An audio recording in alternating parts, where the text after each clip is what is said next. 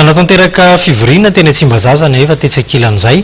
ny Birao National ny CSS ny syndicat ny mpampianatra mpikaroka sy ny mpikaroka mpampianatra eto ny Tinambà ary dia nivalin'ny fifidianana nataon'izy ireo ny 12 sy ny 18 septambra lasa teo sy ny fehi-kevitra tapaka tao anatin'ny kongresy izay nataon'izy ireo noho nivohitra tao anatin'izany fionana izany. Voafidy ary ilany hitondra ny CSS nasionaly mandritra ny roa taona Rahalambo manana dimby andrianina taoriana ny fifidianana izay nataon'izy ireo nandritra ny kongresy nasionaly izay nokarakarainy ny CSS tany Mahajanga ny 17 sy 18 volana septambra 17 sy 20 teo. Fehi-kevitra tapaka tamin'ny kongresy nasionaly io no baika manainga ny Birao National ny CSS izay mametraka ho vaindondra raha ny fitakiana ny vary mangatsiaka sisa tavela amin'ny fampiarana ny didim-panjakana telo mahakasika ny zo sy ny asan'ny mpampianatra mpikaroka sy mpikaroka mpampianatra. Nanambara izy ireo fa na eo aza izany dia samy manana ny mampiavaka azy amin'ny olana trehana ny sampana tsirairay ary manohana ny fitakiana ataon'ireo mpampianatra izy ireo.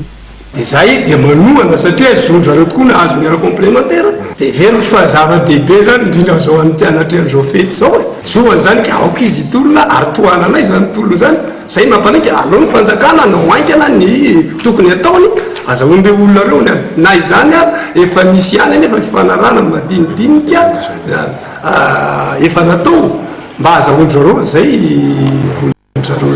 manantena izy ireo fa ho tafiditra ao anatin'ny marika raha man'ny mpampianatra mpikaroka sy ny mpikaroka mpampianatra ny indemnité de logement sy ny indemnité de résidence manomboka amin'ny volana janoary 12 sy 20 avy zao araka ny fanarana tamin'ny fitondrana mahefa. Mikasika ny indemnité de recherche kosa dia hitsangana tsy hoela ny vaomera iarahany ny Mesupres, MFB sy ny CSS ary anaramaso ny fampiarana izany ny Birao Nasionaly.